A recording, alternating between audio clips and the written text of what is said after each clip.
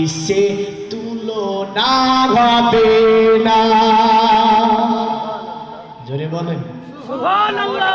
নবীর সঙ্গে কারো তুলনা হবে না, নবীর সঙ্গে কারো তুলনা হবে না, হবে না। আরে যিনি আছে তোমার গর্ভেতে, সারা বিশ্বে তুলনা হবে না। প্রিয় নবীকে ভুলে যেও না, নবী ছাড়া জান্নাত পাবে না।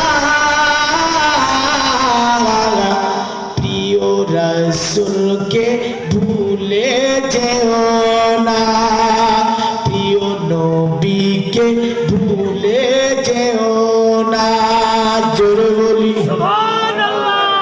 তাই ঋষি বলল আসমাসু কামারু হে দেবদত্তং জগৎপতি, মানে নবী যিনি হবে তিনি মহান চরিত্রের অধিকারী হবে। তার চরিত্র দেখে মানুষ মুগ্ধ হয়ে যাবে, আর নবীর চরিত্রে মানুষ মুগ্ধ হবে। এমন কোন চরিত্র নাই যে তিনার মধ্যে পাওয়া যাবে না। পণ্ডিতকে বলল মহান পণ্ডিত, তার চেহারাটা কেমন হবে একটু কি বলা যায় না? বলল চিররত্না সোনা খোনা হয় না প্রতিমুদ্দাতে। তার চেহারা কেমন হবে ভাষা দিয়ে বোঝাতে পারবো না, তবে এতটা বলতে পারবো শোনো, চিররত্না সোনা খোনা হয় না প্রতিমুদ্দাতে। তার চেহারা থেকে যেন আলোক রশ্মি বিচ্ছরিত হবে, তার চেহারা থেকে যেন লাইট বের হবে। জোরে বলেন সুবহানাল্লাহ। কারণ আমার নবীজি যখন তিনি আপনার অন্ধকারে চলতেন, নবীজিকে আল্লাহ এত চেহারা দিয়েছিল যে নবীজির চেহারাতে অন্ধকার দূরীভূত হয়ে যেত। আল্লাহ নবীর সন্তান এমন দিয়েছিল, অন্ধকারে আসলে অন্ধকারকে আলো বানিয়ে দিত। তাই বলল চিররত্না সোনা খোনা হয় না প্রতিমুদ্দাতে, মানে তিনি তিনার চেহারা আমরা বেদি বন্ধি। আর একটা নাম হচ্ছে নারাজা। যদি সবগুলো বাংলা করে দিই বোঝা যাবে অবতার কলির কলকি যিনি, তিনি হচ্ছে মুহাম্মদুর রাসূলুল্লাহ সাল্লাল্লাহু আলাইহি ওয়াসাল্লাম। তাই বলেছিল শোনো অবতার কলির কলকি এমন ভাবে যে তিনি একটা বিচিত্রপূর্ণ ছেলে হবে। বলল কেন গো তিনি বিচিত্রপূর্ণ কেন হবে? মানে কারণে তিনি বিচিত্রপূর্ণ হবে। নিত্যলিঙ্গ চতুর্সাঙ্গুনি সনিয়ন সাথে অতন্ত সাঙ্গ বিশান্তি, কারণ তিনি কারণে বিচিত্রপূর্ণ হবে। কারণ ওই অবতার কলির কলকি দুনিয়ার জমিনে যখন পদার্পণ করবে হাদিসে আছে তিনটি জিনিস নিয়ে আসবে। আল্লাহ নবী থেকে মায়েশার হাদিসে এইভাবে আছে, মায়েশাকে নবী বলে আয়েশা আয়েশা শুনে রেখে দাও, আমি নবী তোমাকে তিনটি জিনিস বলে যাব। মায়েশা বলে নবীজি ও আল্লাহ নবী বলুন এমন কি জিনিস আমাকে বলবেন? নবী বলে আয়েশা আমি আল্লাহর তরফ থেকে তিনটা জিনিস নিয়ে দুনিয়া জমিনে পদার্পণ করেছি। জোরে বলেন সুবহানাল্লাহ। মায়েশা জানান চতুর বুদ্ধিমতী মহিলা। মায়েশা বলে নবীজি ও আমার নবী দয়া করে বলবেন তিনটি জিনিস আপনি কি নিয়ে দুনিয়াতে এসেছেন?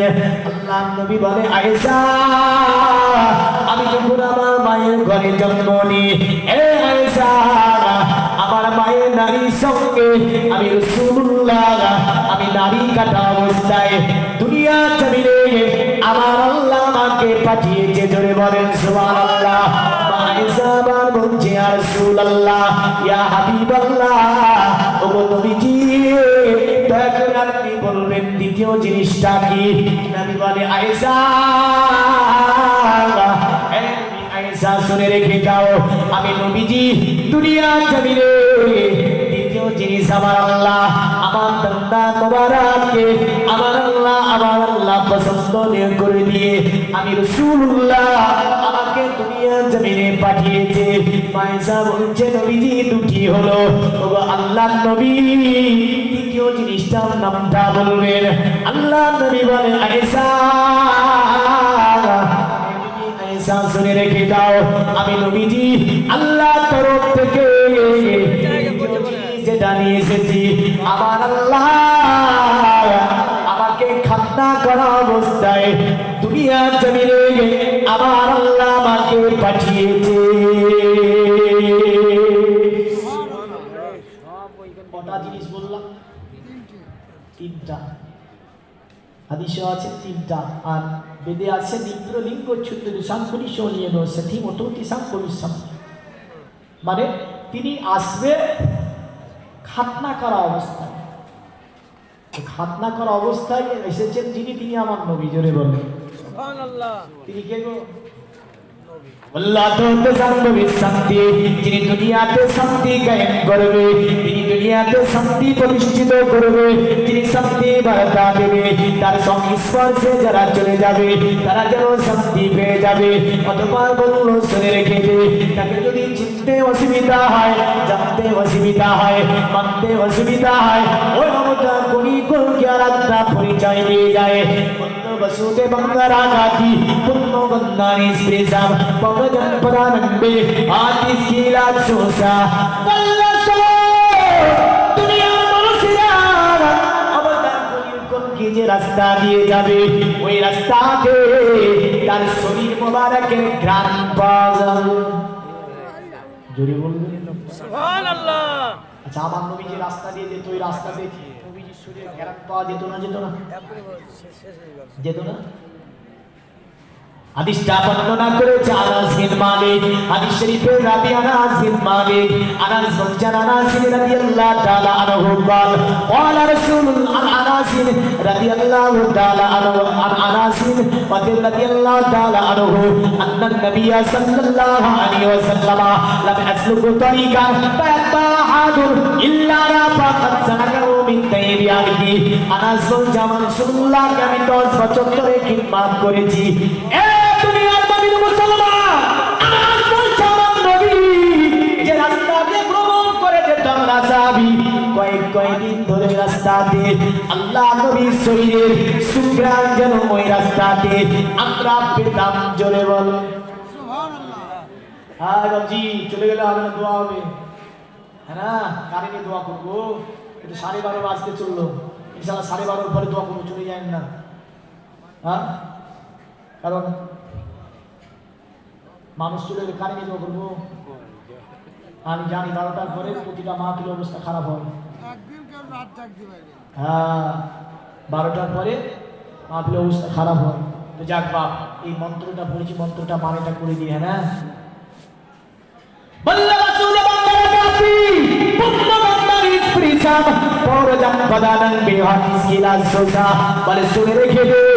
ওই নবী যে রাস্তা দিয়ে ভ্রমণ করে যাবে, ওই রাস্তাতে কয়েকদিন ধরে নবীজি শরীরে ঘ্রাণ পাওয়া যাবে। তবে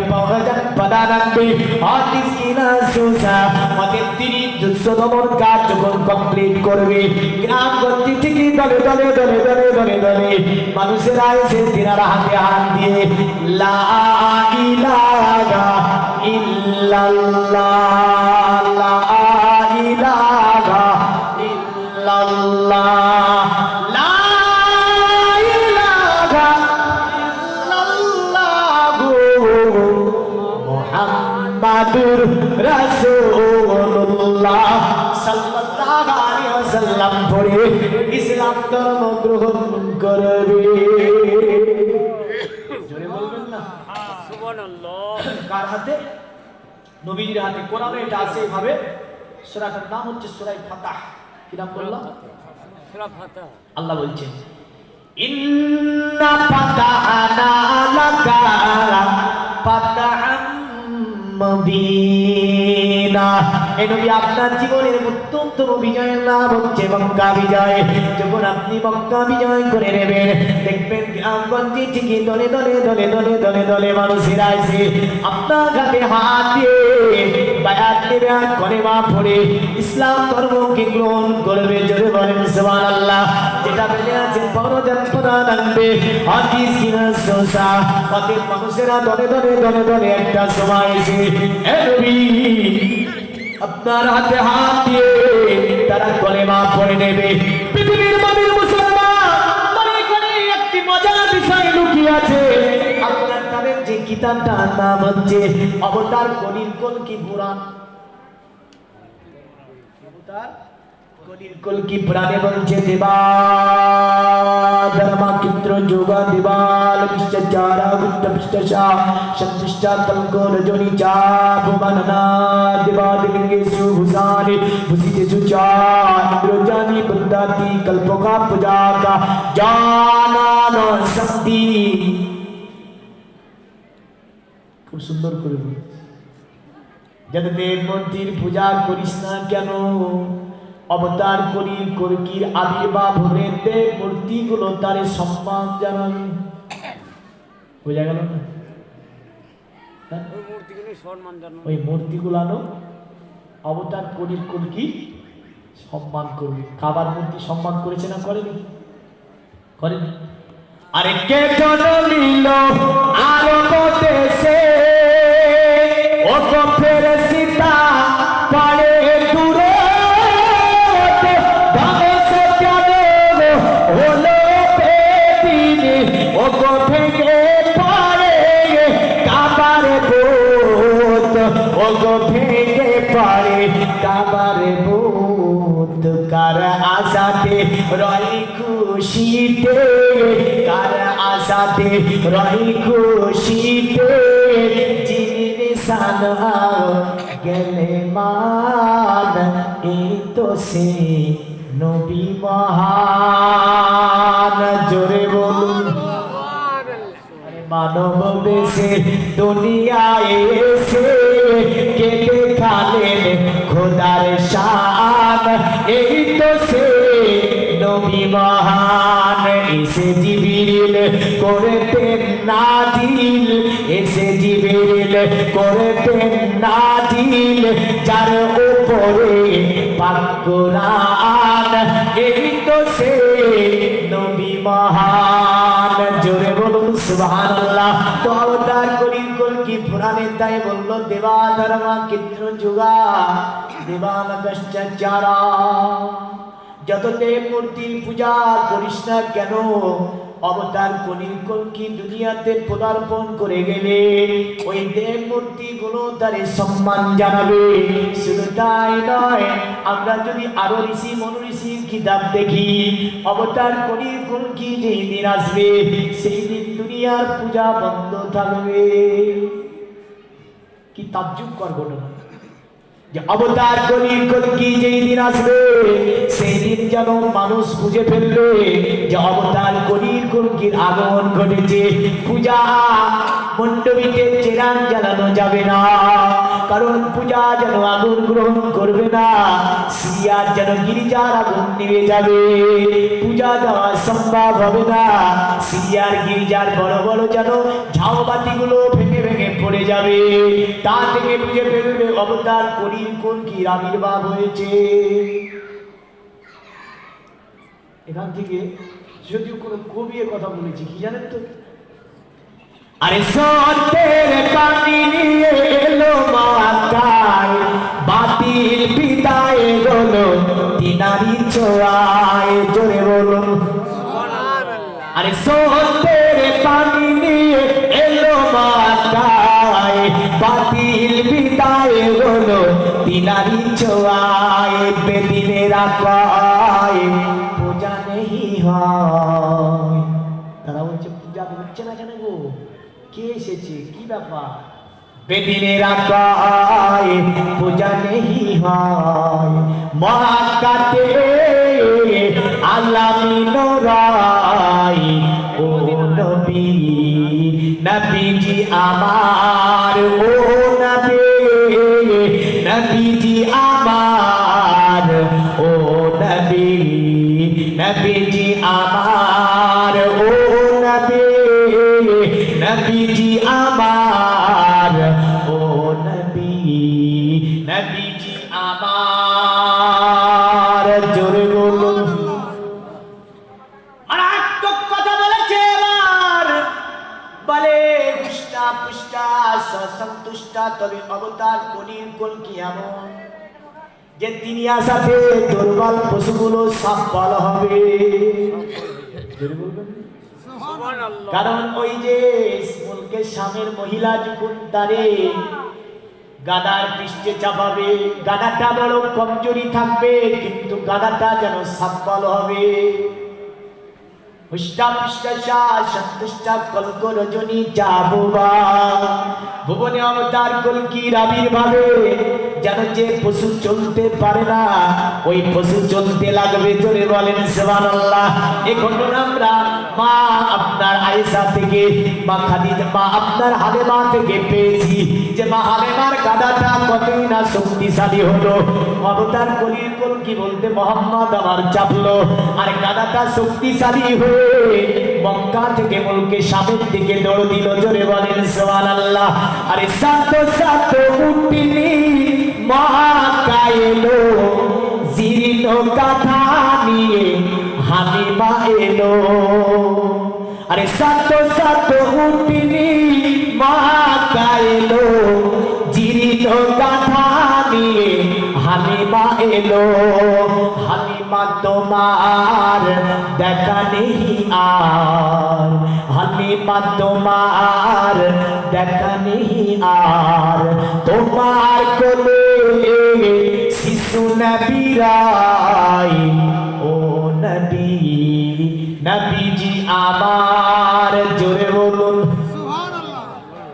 বলে হুষ্টা পুষ্টা সন্তুষ্টা কল্ক রজনী চাবুবা। অতএব ওই যে অবতার কলির কলকিয়া সাথে যে গাভী জীবনে দুগ্ধ দিতে পারেনি ওই গাভী যেন দুগ্ধ দেবে। যে গাছে জীবনে ফুল ফুটেনি ওই গাছে ফুল ফুটে যাবে। যে মরুভূমিতে ঘাস বেরায় না পানির অভাবে ওই মরুভূমিতে ঘাস বেরাবে। যেন একটা আবহাওয়া এমন বিরাজ করবে বোঝা যাবে অবতার কলির কলকি ভবনে এসেছে। তিনি আর অন্য কেউ নয়, তিনি হচ্ছে আপনার আমার নবী। জোরে বলেন সুবহানাল্লাহ। অতবার বললাছো নানা দিবা দিলিনে সুবিসারি বুঝিতে চিন্তা ইন্দ্রজালি বুদ্ধাতি কল্পকা পূজা কা জানানা শান্তি যাতে করা নামকরণ করে পূজা করিস না কেন? অবতার কলির কলকি দুনিয়াতে আবির্ভাব হতে একটা বিষয় হচ্ছে ওই যে মানুষকে এগো বলে ভুকিয়ে ভাগিয়ে রাখা যাবে না। বলে কেন গো? বলে অবতার কলির কলকি আসার পরে এগুলোর অস্তিত্ব রাখবে না।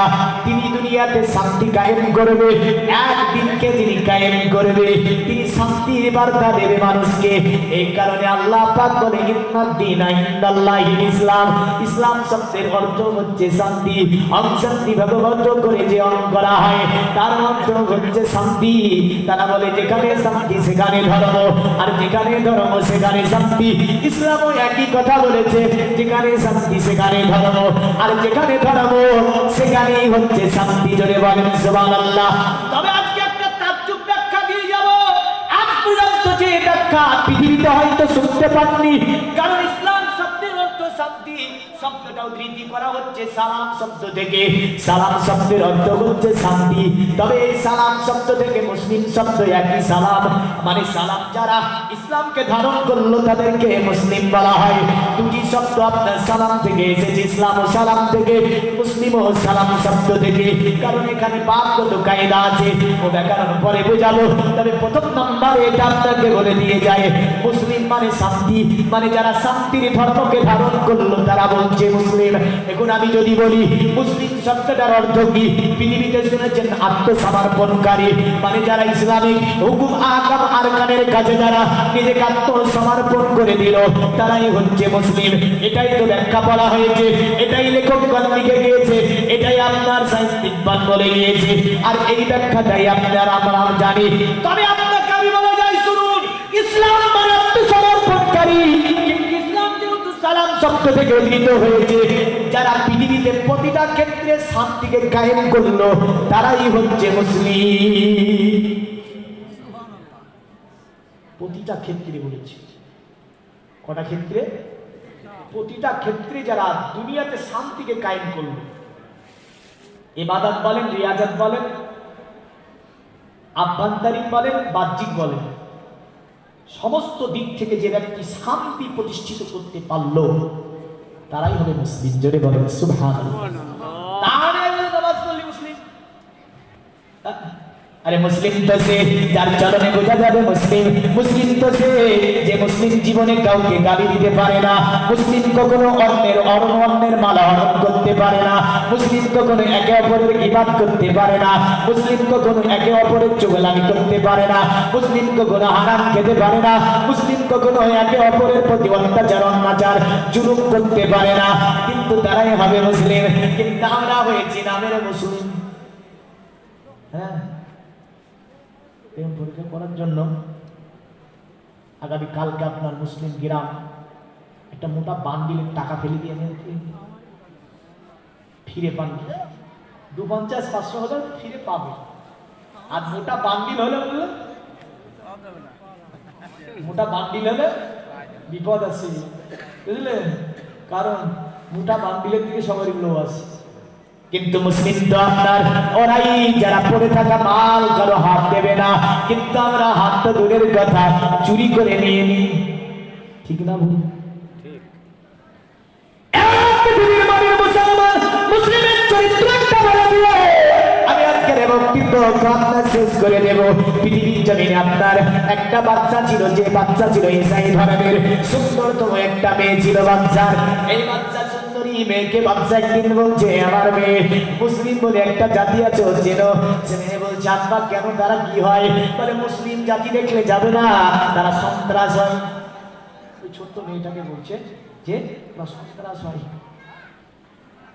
মেয়েটা বলছে তাই নাকি? বলে হ্যাঁ। বললে আমার কন্যা খবরদার রাস্তাঘাটে চলাফেরা করবে, মুসলিম থেকে দূরে হতে থাকবে। আব্বাকে বলে আব্বা কেন গো, তারা কি বড় খাতারনাক হয়? বলে মুসলিম মানে লম্পট হয়, মুসলিম মানে দুশ্চরিত্রের হয়। মেয়েটি আস্তে আস্তে বড় হয়ে গিয়েছে, ব্রেনে আপনার একই প্রশ্ন যে মুসলিমরা সন্ত্রাস হয়, মুসলিমরা লম্পট হয়, মুসলিমরা চোর ডাকাত হয়, মুসলিমদের চরিত্র ভালো হয় না। এই সুন্দরী মহিলা বাবা যেটা শিখিয়েছে ওটাই তো শিখবে। একদিন আপনার বাদশার দরবারে একজন আপনার মুসলিম যুবককে বাদশা গ্রেফতার করলো, গুপ্ত ভাবে আপনার তাকে চোর বলে গ্রেফতার করলো।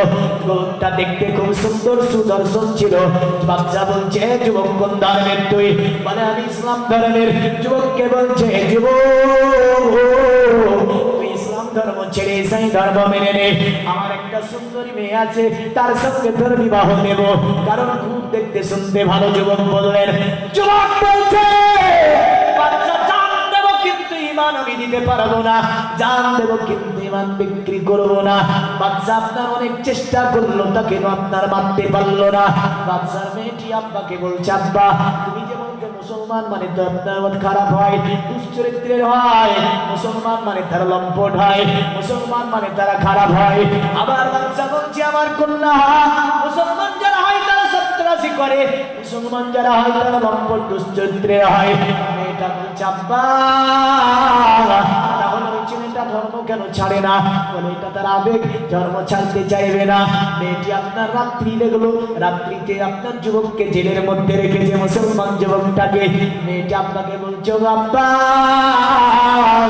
তুমি কি সত্যকারী ওই মুসলমান ছেলেটা যদি ইসাই ধর্ম গ্রহণ করে তার সঙ্গে আমার কি বিয়ে দেবে? বাচ্চা বললে আমার কন্যা যুবকটা দেখতে বড় সুদর্শন সুপুরুষ, যদি ওই যুবকটা ইসাই ধর্ম গ্রহণ করে আমার তো ছেলে বলে কেউ নাই, আমি তোমার বিবাহ খানা দিয়ে দেব। আমার কন্যা তবে সে ইসলাম ধর্ম ছাড়তে চাই না। মেয়েটি বলে আব্বা তুমি আমার অনুমতি দাও, আমি তার ঘরে যাব, আমার প্রেম দিয়ে তাকে আমি মুক্ত করব, আমার প্রেমে তাকে পাগল করে দেব, আর তারপরে আমি যা বলবো তাই শুনবে।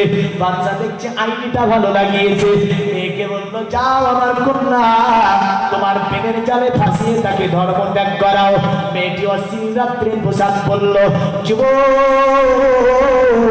জেলের মধ্যে আপনার আল্লাহর ইবাদত করছে, মহিলাটা অশ্লীল পোশাক পরে যুবকের সম্মুখে আপনার চলে গেল। যখনই যুবকের সম্মুখে চলে যাওয়া, যুবক বলছে মহিলা এই কন্যা তুমি দেবে, মেয়ে তুমি বেরিয়ে যাও, এইভাবে কেন আমার ঘরে তুমি প্রবেশ করেছ? যুবককে প্রেমে আপনার প্রেমের ডাক দিল, কিন্তু যুবক তার প্রেমের জালে ফাঁসলো না। মহিলাটা অনেক চেষ্টা অবলম্বন করলো, কোনো কাজে আসলো না। যুবক যুবকটা চক্ষু বন্ধ করে আল্লাহকে বলে, আল্লাহ এই জায়গা থেকে এই শয়তান মহিলা থেকে আমার তুমি হেফাজত করো আল্লাহ। এমন করে পুরো রাত্রি কেটে গেল। আপনার বাচ্চার কন্যা ঘর থেকে বেরিয়ে গেল। ঘর থেকে বেরিয়ে বাচ্চা বলছে, মেয়েরা কন্যা আমার কি হয়েছে বলো। মেয়ে কোনো কথা বললো না। দ্বিতীয় রাত্রিতে অশ্লীল পোশাক পরে আবার ওই মেয়েটি সুন্দরী ওই মেয়েটি আপনার ঢুকেছে মুসলমান যুবকের ঘরে। মুসলমানকে প্রেমের জালে ফাঁসিয়ে বললেন ধর্ম ত্যাগ করাবে, কিন্তু দ্বিতীয় রাত্রি অনেক কৌশল অবলম্বন করলো। মুসলমান যুবক তার প্রেমের জালে পা দিল না।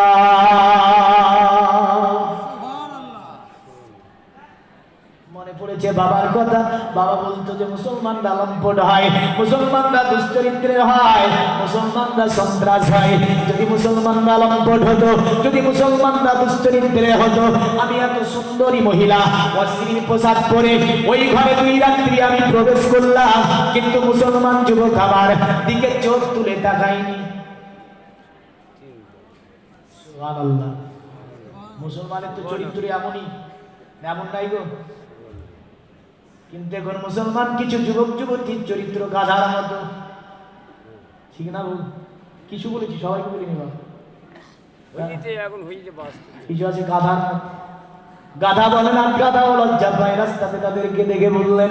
কিন্তু মুসলমান যুবকদের আপনার অবদান ইসলামে সবচেয়ে বেশি। আপনার মেয়েটি যাবার পরে মনে মনে ভাবছে এই যুবকের চরিত্র অতি উত্তম। দ্বিতীয় রাত্রি আপনার নেমে এসেছে। বাচ্চাকে বলছে, এ মেয়ে কি হয়েছে বলো। বাচ্চাকে বলছে, তুমি যে বলেছিলে মুসলমানরা দুশ্চরিত্রের হয়, মুসলমানরা লম্পট হয়, মুসলমানরা খারাপ হয়, ওদের মুসলমানরা এ হয় তা হয়, সব শিখিয়েছিলে, কই আমি তো দেখতে পাই না। বাচ্চা মেয়েকে বলছে, আজকে রাত্রিতে চেষ্টা করে দেখো। মেয়ের মনের পরিকল্পনা পাল্টে গিয়েছে। দ্বিতীয় রাত্রিতে মেয়েটি একটা ওড়না দিয়ে মুখখানাকে ঢেকেছে, পা পর্যন্ত পোশাক পরেছে। পোশাক পরে বলে মুসলমান যুবককে ডাক দেয়, যুবক দেখো আজকে আমি আমার চেহারাকে থাম দিয়ে ঢেকেছি, মাথায় ওড়না দিয়েছি। হে যুবক, আমি বুঝতে পেরেছি তোমার চরিত্রের কথা, তোমাদের ইসলাম যে চরিত্র দিয়েছে ওই চরিত্রটা আমি একটু দেখতে চাই। হে যুবক, আমি তোমার কাছে আজকে আমি এসেছি একটা আশা নিয়ে। যুবক বলল, কি আশা নিয়ে এসেছ? মানে যুবক, আমি জানতাম না ইসলাম এত চরিত্র উত্তম চরিত্র দিয়েছে, মুসলমানের আখলাক এত উত্তম হয় আমি জানতাম না। 2 দিন তোমার কাছে এসে আমি জানতে পেরেছি। এ যুবক,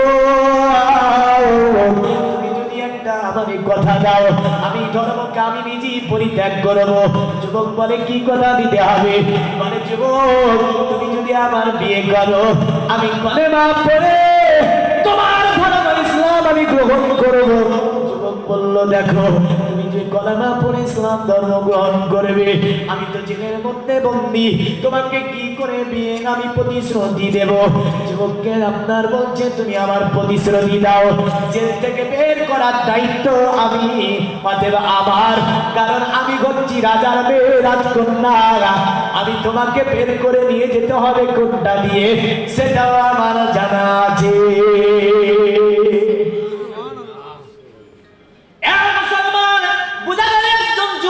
চরিত্র নষ্ট করতে আসার পরে তার মধ্য থেকে চরিত্র অন্য জাতের মেয়ে শিখে ফেললো, বাচ্চার কন্যা শিখে ফেললো।